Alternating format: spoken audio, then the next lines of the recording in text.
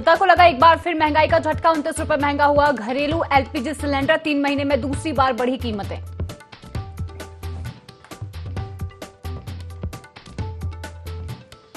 छत्तीसगढ़ में संगठन मजबूती की कवायद में जुटी कांग्रेस। अभनपुर में होगा पार्टी का 10 दिवसीय विशेष प्रशिक्षण शिविर। राहुल गांधी और मल्लिकार्जुन खड़गे देंगे नए जिलाध्यक्षों को मार्गदर्शन।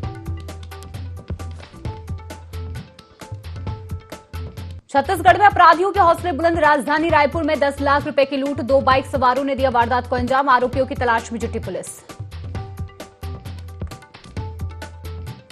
मध्य प्रदेश में प्री मानसून की रफ्तार तेज। 20 जून से पहले आ सकता है मानसून। 35 जिलों में आंधी और बारिश का अलर्ट जारी। 9 और 10 जून को उत्तरी मध्य प्रदेश में हीटवेव का अलर्ट जारी।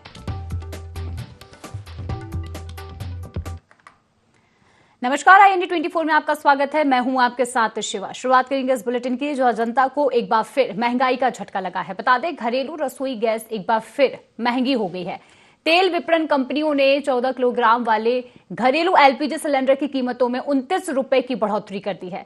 3 महीनों में यह दूसरी बार हुआ है जब गैस सिलेंडर के दाम बढ़ाए गए हैं। अंतर्राष्ट्रीय बाजार में कच्चे तेल और एलपीजी की कीमतों में उतार चढ़ाव भी देखने को मिल रहा है और ये उतार चढ़ाव मूल्य वृद्धि के कारण बताया जा रहा है। आपको बता दें कि ये कीमतें जो कि लागू कर दी गई हैं, जिससे अब बड़ी महंगाई जनता को झेलनी पड़ रही है।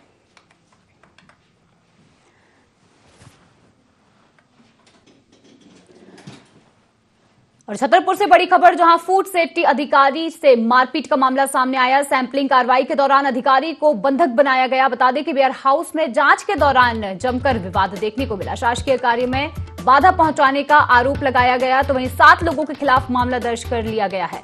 आपको बता दें कि ओरछा रोड थाना पुलिस ने जांच शुरू कर दी है। बीएनएस की विभिन्न धाराओं में केस दर्ज कर दिया गया है। वेयर हाउस में जांच के दौरान विवाद देखने को मिला, जो आपको बता दें छतरपुर का पूरा मामला। फूड सेफ्टी अधिकारी से मारपीट का ये मामला सामने आ रहा है। सैंपलिंग कार्रवाई के दौरान अधिकारी को बंधक बनाया गया और वेयर हाउस में जांच के दौरान जमकर विवाद देखने को मिला। शासकीय कार्य में बाधा पहुंचाने को लेकर भी शिकायत दर्ज कराई है और 7 लोगों के खिलाफ मामला दर्ज कर लिया गया है। चलिए इसी पर अधिक जानकारी लेंगे। हमारे साथ संवाददाता मनोज जुड़ चुके हैं। मनोज, देखिए, फूड सेफ्टी अधिकारी के साथ मारपीट का ये मामला सामने आ रहा है, क्या कुछ जानकारी है? कर्मचारी के साथ लहर गुटखा फैक्ट्री पर जांच करने पहुंचे।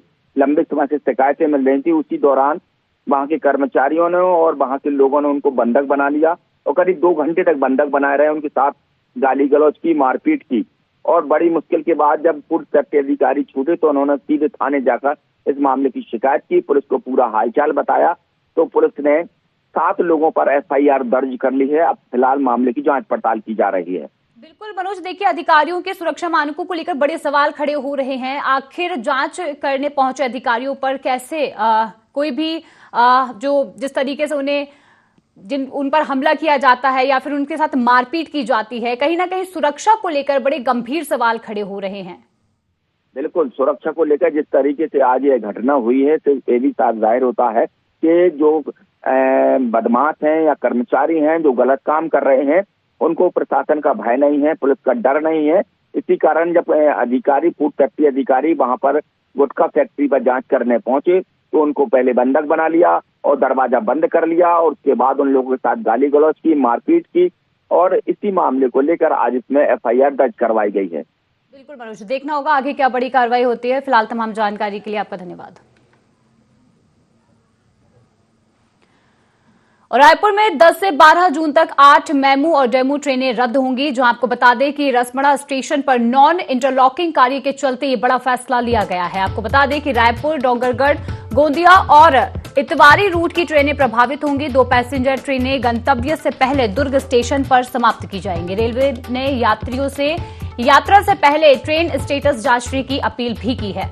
आपको बता दें, इस बदलाव के चलते यात्रियों को समस्याओं का सामना करना पड़ सकता है। 10 से 12 जून तक 8 मेमू डेमू ट्रेनें रद्द की जाएंगी, जहां रसमड़ा स्टेशन पर नॉन इंटरलॉकिंग कार्य के चलते ये बड़ा फैसला लिया गया है। रायपुर, डोंगरगढ़, गोंदिया और इतवारी रूट की ट्रेनें भी प्रभावित होंगी। 2 पैसेंजर ट्रेनें गंतव्य से पहले दुर्ग स्टेशन पर समाप्त की जाएंगी और रेलवे ने यात्रियों से यात्रा करने से पहले ट्रेन स्टेटस जांचने की अपील की है, चूंकि बदलाव को लेकर यात्रियों को असुविधा ना हो, इसे लेकर भी यात्रा को सुनिश्चित किया जा रहा है और पहले ही यहां पर स्टेटस जांचने की बात भी कही जा रही है। एक बड़ा बदलाव रेलवे के द्वारा किया गया है। और भोपाल से बड़ी खबर, जहां नदी में मिला एक नवजात बच्चे का शव। बता दें, कोलार के जेके हॉस्पिटल के पास का मामला बताया जा रहा है। मौके पर मौजूद लोगों ने पुलिस को इस बात की जानकारी दी है। मौके पर पहुंची पुलिस लगातार जांच कर रही है। शाहपुरा थाना क्षेत्र का पूरा मामला सामने आ रहा है। तो भोपाल से बड़ी खबर आपको बता रहे हैं, जहां नवजात का शव मिलने से हड़कंप मचा।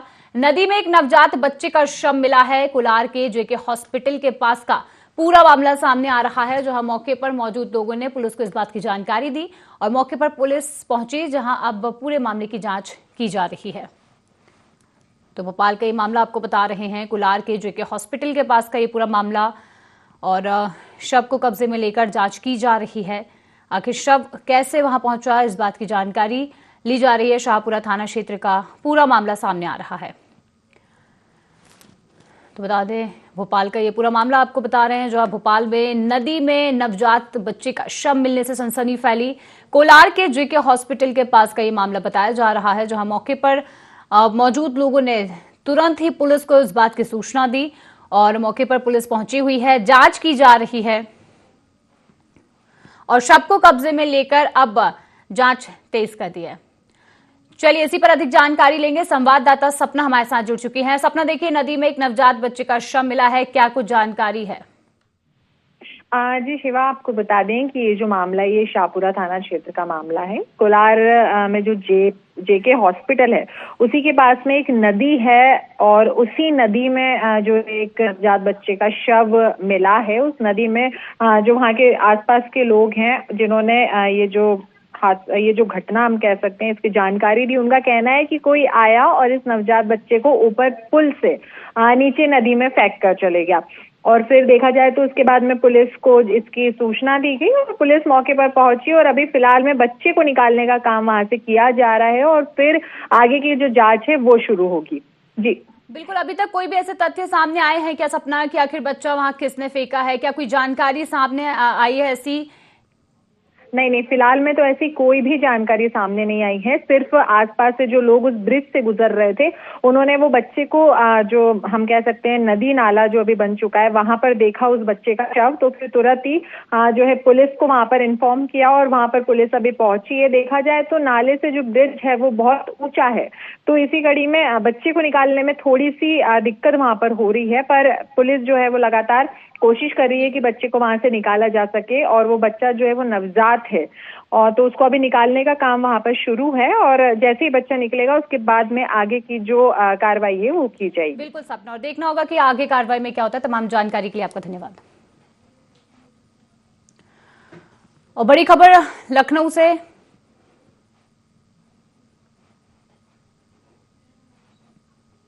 और अगली बड़ी खबर लखनऊ से, जहां आज कई अहम बैठकें करेंगे सीएम योगी आदित्यनाथ। बता दें, शाम 6 बजे आईटी विभाग के साथ प्रेजेंटेशन बैठक की जाएगी, जहां रात 8:30 बजे ईओडब्ल्यू और डीजीपी के साथ बैठक होगी। आपको बता दें, दोनों बैठकें मुख्यमंत्री योगी आदित्यनाथ की अध्यक्षता में होगी, जहां प्रशासनिक और तकनीकी मुद्दों पर खास चर्चा हो सकती है। आपको बता दें कि बैठकों में विभागीय कार्यों की समीक्षा भी संभव है। मुख्यमंत्री आवास पर अहम बैठकें आज आयोजित की जा सकती है। खास दिशा निर्देशित भी आज सीएम योगी के द्वारा किया जा सकता है। कई आज अहम बैठकों के द्वारा निर्देश लिए जा सकते हैं। दोनों बैठकें मुख्यमंत्री योगी आदित्यनाथ के द्वारा ली जाएगी। प्रशासनिक और तकनीकी मुद्दों पर खास चर्चा भी आज हो सकती है। चलिए, इसी पर अधिक जानकारी लेंगे। स्टेट कोऑर्डिनेटर रूबी हमारे साथ जुड़ चुकी हैं। रूबी, देखिए, आज बड़ी बैठकें होने जा रही हैं, क्या कुछ जानकारी बैठकों को लेकर सामने आ रही है? देखिए, लगातार 2 बैठकें हैं आज, और खासतौर से एक शाम को 6:30 बजे के करीब बताया गया और दूसरा 8:30 बजे के करीब बताया गया है। पहली बैठक जो है वो आईटी विभाग के साथ प्रेजेंटेशन बैठक होगी और दूसरी जो बैठक होगी उसमें पुलिस महानिदेशक है ईओडब्ल्यू की बैठक होगी, जिसमें योगी आदित्यनाथ खुद अध्यक्षता करेंगे। दोनों बैठकें काफी अहम मानी जा रही हैं। हालांकि इससे पहले की अगर हम बात करते हैं तो निश्चित तौर पे लगातार उत्तर प्रदेश की जो बैठकें हैं लगातार मुख्यमंत्री योगी आदित्यनाथ करते हुए खुद नजर आते हैं। अभी कुछ टाइम पहले उन्होंने वीडियो कॉन्फ्रेंसिंग करी थी जिसमें तमाम जिले के एसपी और यहाँ के जितने भी डीएम थे उन सबके साथ एक पूरी वीडियो कॉन्फ्रेंसिंग के जरिए बैठक करी गई थी। और अब लखनऊ में 2 बैठक अहम मानी जा रही है। अब इन बैठकों में लगातार 2027 के मिशन को लेकर भी बातचीत होती है और खासतौर से अगर हम बात करते हैं तो जो कानून व्यवस्था है उसको लेकर अभी हाल ही में डीजीपी जो स्थायी बनाए गए थे उन्होंने भी उस बैठक के बाद यही एक बाइट दी थी। उन्होंने कहा था कि पूरी तरीके से कानून व्यवस्था पर योगी आदित्यनाथ सख्त नजर आते हैं और कई ऐसे रणनीति बनाते हुए नजर आते हैं कि कानून व्यवस्था की कहीं धज्जियां उड़ते हुए नजर न आए। तब कह सकते हैं कि इस तरीके से योगी आदित्यनाथ लगातार खुद उसमें कमान संभालते हुए नजर आते हैं। और आज आईटी डिपार्टमेंट का भी प्रेजेंटेशन है उसमें वो खुद बैठक में शामिल हो रहे हैं। और ये भी कहा जा सकता है कि उत्तर प्रदेश के अगर तमाम जिलों की हम बात करते हैं तो पैनी नजर रखते हुए योगी आदित्यनाथ और कहीं न कहीं सीएम जो है वो डीएम के साथ और डीजीपी के साथ लगातार कहीं ना कहीं एक बैठक रोज एक दिन के अंदर जरूर करते हुए नजर आते हैं। बिल्कुल रूबी, देखिए सुरक्षा मानकों को लेकर अगर देखें तो लगातार कई फैसले योगी सरकार लेती नजर आती है, लेकिन आज की ये जो बैठक है इसमें सुरक्षा व्यवस्था को लेकर क्या कुछ और अधिक जानकारी सामने आ सकती है, क्या निर्देश दिए जा सकते हैं? क्योंकि देखिए ईओडब्ल्यू और डीजीपी के साथ खास तौर पर ये बैठक की जा रही है, तो क्या लगता है क्या फैसला योगी सरकार अब सुरक्षा को लेकर ले सकती है?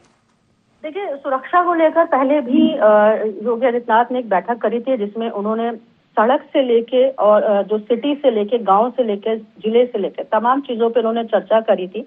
और खास तौर से इन चर्चाओं में खास तौर से जो दुर्घटनाएं होती हैं उन तमाम बिंदुओं पे उन्होंने चर्चा करी थी और कहीं ना कहीं आदेश भी दिए थे कि जो जिले पे अधिकारी हैं वो खुद निरीक्षण करें और लगातार धरातल पे ही रह के बातचीत करते हुए जनता से आम रूबरू होते रहे। क्योंकि जनता दर्शन जो जनता दरबार लखनऊ हो या गोरखपुर हो उनमें जब वो लगाते हैं तो इन तमाम चीजों का फीडबैक भी लेते हुए नजर आते हैं। और ऐसे में कहा जा सकता है कि अब ईओडब्ल्यू के साथ जो बैठक हो या ये कह सकते हैं कि आईटी के डिपार्टमेंट के साथ जो बैठक हो रही है उसमें तमाम चीजों पे फिर से फीडबैक लेंगे। और कहीं ना कहीं ये भी कहा जा सकता है कि ऐसी बैठकें जो होती हैं निश्चित तौर पर फीडबैक लेने के लिए भी जरूर होती है। और कहीं ना कहीं ये भी कहा जा सकता है कि इस तरीके से जो बैठक है उनमें अधिकारियों ने किन तरीके से काम को पूरी अमली जामा पहनाया है नहीं पहनाया है एक उसकी भी भरपाई देखने को मिलती है। बिल्कुल रूबी, और देखिए साफ तौर पर ये बात तय है कि एक बड़ी बैठक है, कई नए फैसले और निर्देश जो है अब सरकार के द्वारा दिए जा सकते हैं। तमाम जानकारी के लिए रूबी आपका धन्यवाद। खबरों में आगे बढ़ेंगे जहां बड़ी खबर शाहजहांपुर से मामूली विवाद के बाद परिवार में झगड़ा हुआ जहां सास, बहू और बेटे ने जहरीला पदार्थ खाया। आपको बता दें कि तीनों की हालत नाजुक बनी हुई है। अस्पताल में तीनों का इलाज चल रहा है। पीलीभीत के अस्पताल में इलाज जारी है। जो घटना की वजह जानने के लिए पुलिस जांच में जुटी हुई है। आपको बता दें खुटार थाना क्षेत्र के कोलूबदा की पूरी घटना बताई जा रही है। तो बड़ी खबर शाहजहांपुर से जहां मामूली विवाद के चलते परिवार में झगड़ा हुआ जहां झगड़े के बाद सास, बहू और बेटे ने जहरीला पदार्थ खाया। हालांकि आपको बता दें कि अब तीनों की हालत नाजुक बनी हुई है। अस्पताल में इलाज जारी है। पुलिस पूरे मामले की जांच में जुटी हुई है। पीलीभीत के अस्पताल में तीनों का इलाज चल रहा है। घटना की वजह जानने के लिए पुलिस जांच कर रही है। तो वहीं खुटार थाना क्षेत्र के कोलूबदा की यह घटना सामने आ रही है।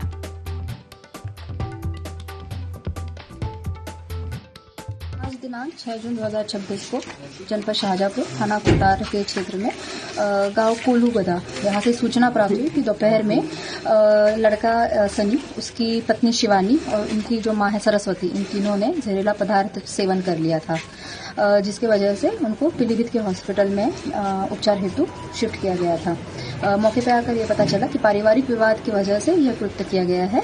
तीनों की हालत अभी खतरे से बाहर है और अग्रिम कार्रवाई इसमें की जाएगी। और इटावा से बड़ी खबर जहां विवाहिता का मिला शव। 2 साल पहले हुई थी शादी। बताते भिंड की रहने वाली कविता की विकास बाथम से शादी हुई थी जहां 5 जून 2026 को ससुराल में संदिग्ध हालत में शव मिला। मकान के आगे टीन शेड के नीचे शव पड़ा मिला। सूचना पर पहुंची पुलिस ने शव पोस्टमार्टम के लिए भेज दिया है। पोस्टमार्टम रिपोर्ट के बाद ही मौत के कारणों का खुलासा हो सकेगा। तो आपको बता दें ये बड़ी खबर इटावा से बता रहे हैं जहां एक विवाहित महिला का शव मिलने से सनसनी फैली। 2 साल पहले ही महिला की शादी हुई थी। भिंड की रहने वाली बताई जा रही है महिला, जहां महिला कविता की विकास बाथम से शादी हुई थी। 5 जून 2026 को ससुराल में संदिग्ध हालत में शव मिला है। फिलहाल आपको बता दें कि पुलिस पूरे मामले की जांच में जुटी हुई है। तो इटावा का ये मामला आपको बता रहे हैं, जहां महिला का शव मिलने से सनसनी फैली और पूरे मामले की जांच की जा रही है।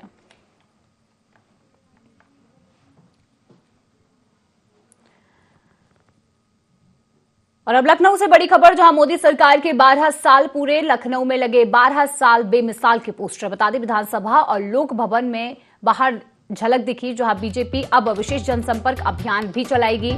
21 जून तक प्रदेश भर में प्रमुख कार्यक्रम भी किए जाएंगे और उपलब्धियां और योजनाएं जो हैं घर घर तक पहुंचाई जाएंगी। आप पोस्टर भी देख सकते हैं, जहां होर्डिंग्स लगाए गए हैं। साफ तौर पर मोदी सरकार के 12 साल पूरे होने पर खुशी जाहिर करती नजर आ रही है बीजेपी, और लखनऊ में 12 साल बेमिसाल के पोस्टर लगाए गए हैं। आप देख सकते हैं पोस्टर, जहां मोदी सरकार के 12 साल पूरे होने पर ये पोस्टर लगाए गए। विधानसभा और लोक भवन के बाहर पोस्टर देख सकते हैं। बीजेपी अब विशेष जनसंपर्क अभियान भी चलाएगी। चलिए, अधिक जानकारी के लिए हमारे साथ स्टेट कोऑर्डिनेटर रूबी जुड़ी हैं।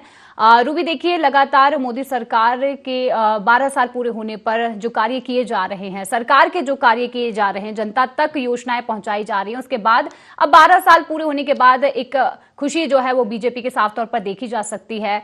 क्या माहौल लखनऊ में नजर आ रहा है?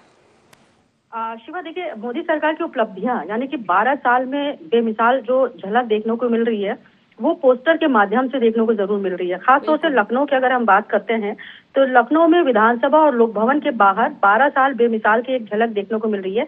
उसमें पोस्टर में इसी 12 साल के दरमियान जो मोदी सरकार ने काम किए हैं, उन तमाम चीजों को लेकर पूरी तरीके पोस्टर में दर्शाया गया है। खासतौर से मोदी सरकार की उपलब्धियां जनता तक पहुंचाने के लिए एक माध्यम जरूर कहा जा सकता है पोस्टर के जरिए।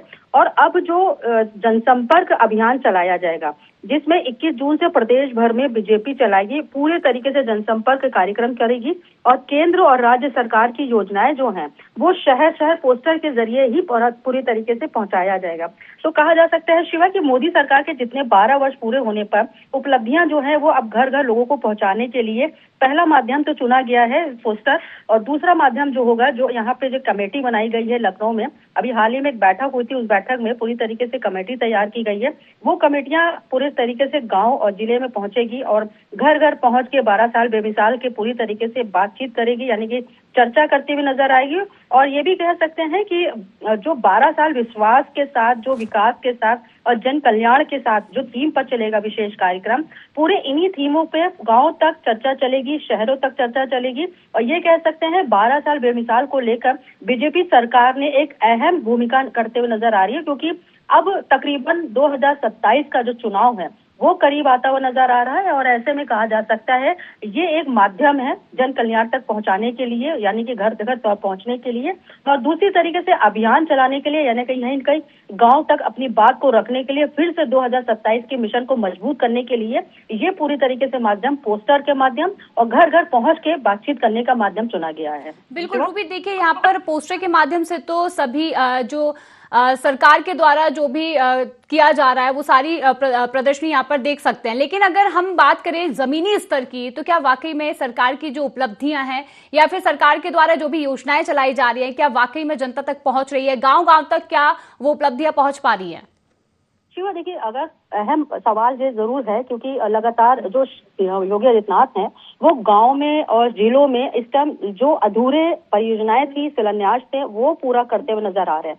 तो कह सकते हैं जो अधूरी शिलान्यास थे उसको कहीं ना कहीं गांव वालों को, जिले वालों को सौगात जरूर देते हुए नजर आ रहे हैं। और ऐसे में जनता प्रचंड गर्मी के बावजूद भी उस रैली में, उस कार्यक्रम में जरूर पहुंचती है। लेकिन अब सवाल यहाँ पे ये उठता है कि क्या वाकई में 2027 का मिशन जो है वो कामयाब होगा, या ये कह सकते हैं कि जो जनता है निश्चित तौर पे इन योजनाओं के जरिए या ये सौगातों के जरिए क्या जनता वाकई में बीजेपी को फिर से यानी कि ताज पहना पाएगी? अभी कहना बहुत जल्दबाजी होगा, लेकिन ऐसे में गांव गांव और जो जिले तक जो परियोजनाएं हैं, योगी आदित्यनाथ की पहली प्राथमिकता यही है कि वो जितने भी अधूरे योजनाएं हैं उन तक पहुंचा सके, ताकि 2027 का जो चुनाव का ताज है एक बार फिर से वो पहनते हुए नजर आए। बिल्कुल रूबी, और देखिए, जिस तरीके से अब मोदी सरकार के 12 साल पूरे होने के बाद जो योजनाएं चलाई गई हैं, जिनका जो लाभ जनता तक पहुंच रहा है, कहीं ना कहीं एक बड़ी पहल के तौर पर भी इसे देखा जा सकता है। तमाम जानकारी के लिए रूबी आपका धन्यवाद। और अब खबरों में आगे बढ़ेंगे, जहां भदोही जिले के चोरी थाना क्षेत्र से एक बेहद संवेदनशील मामला सामने आया। बता दें कि इंटरमीडिएट के छात्र पिंटू धीवर की मौत के मामले में पुलिस ने बड़ी कार्रवाई करते हुए चौरी स्थित बालाजी क्लिनिक के संचालक और एक कर्मचारी को गिरफ्तार कर लिया है।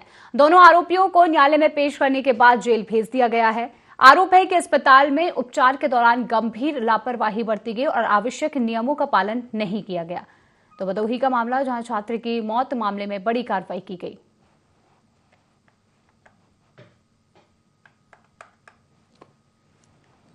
थाना चौरी क्षेत्र अंतर्गत 2 जून को एक घटना प्रकाश में आई थी, जिसमें एक लड़का पिंटू जिसकी मृत्यु हुई। उसके उपरांत उनके परिजन ने हमें जो तहरीर दी, उसके बेसिस पे 81/26 मुकदमा दर्ज किया गया।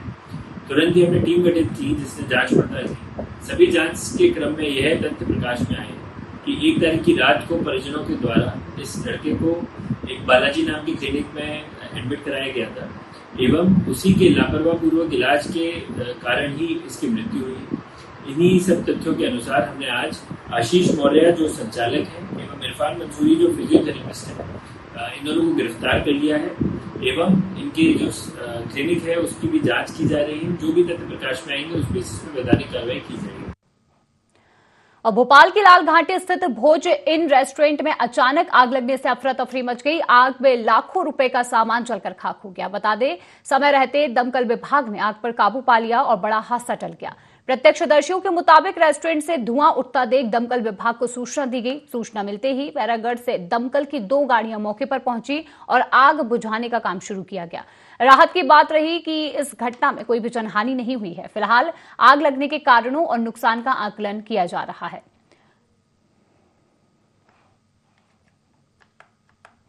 लाल घाटी चौराहे के पास एक भोजन बार है, वहाँ पर आग लगने की सूचना करीब 8:15 बजे के लगभग प्राप्त हुई थी, जिस पर तत्काल कंट्रोल रूम के माध्यम से नगर निगम को जानकारी दे करके और दमकल बुलाए गए थे।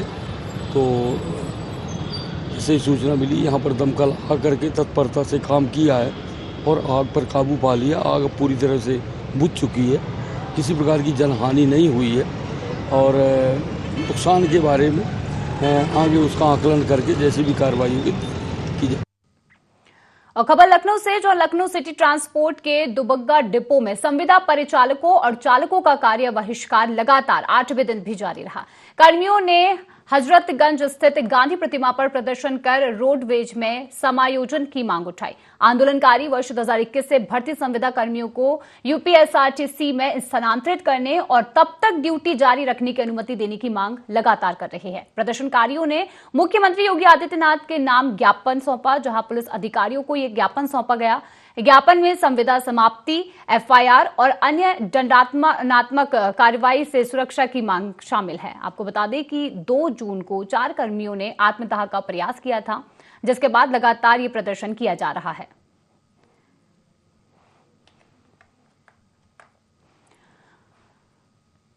और लखनऊ से अगली बड़ी खबर, जहां डीसीपी ट्रैफिक रवीना त्यागी ने कठौता तिराहा का निरीक्षण किया। यातायात व्यवस्था को सुगम और व्यवस्थित बनाने के निर्देश दिए हैं। ट्रैफिक संचालन और जाम की स्थिति का जायजा भी लिया गया। आपको बता दें कि संबंधित अधिकारियों को आवश्यक दिशा निर्देश जारी कर दिए गए हैं। चौराहे पर यातायात प्रबंधन को लेकर निगरानी भी बढ़ाई जाएगी। तो लखनऊ से बड़ी खबर, जहां डीसीपी ट्रैफिक रवीना त्यागी ने कठौता तिराहा का निरीक्षण किया। यातायात व्यवस्था को सुगम और व्यवस्थित बनाने के निर्देश भी जारी कर दिए हैं, जहां ट्रैफिक संचालन और जाम की स्थिति का जायजा लिया गया है।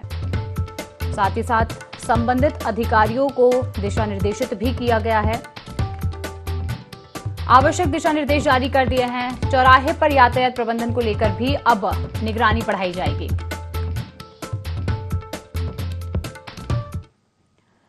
और गोरखपुर के पिपराइच चीनी मिल क्षेत्र में कृषि वैज्ञानिकों ने गन्ना फसलों का निरीक्षण कर रोगों की स्थिति का आकलन किया। वैज्ञानिकों ने किसानों को रोगों की रोकथाम, बीज चयन, बुआई की विधि और रखरखाव, खाद और कीटनाशकों के सही उपयोग संबंधी महत्वपूर्ण जानकारी दी है। निरीक्षण के दौरान वैज्ञानिक श्री भारती ने बताया कि केवल 1-2 पौधों में शुरुआती टॉप बोरर बीमारी के लक्षण मिले हैं, जबकि अधिकांश खेत पूरी तरह स्वस्थ पाए गए हैं। उन्होंने पिपराइच चीनी मिल और गन्ना समिति द्वारा किसानों के बीच किए जा रहे जागरूकता और तकनीकी प्रयासों की सराहना भी की है।